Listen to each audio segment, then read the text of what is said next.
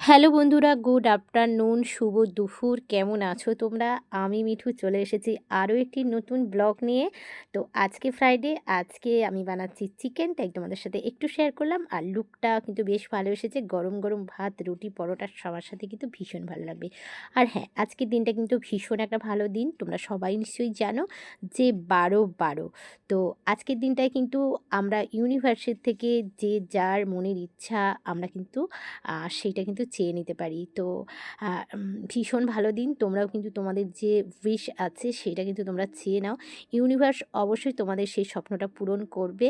তো খুব তাড়াতাড়ি তোমরা কিন্তু চেয়ে নাও। আমি তো চেয়েই নিয়েছি, যেহেতু আজকের দিনটা ভীষণ ভালো দিন।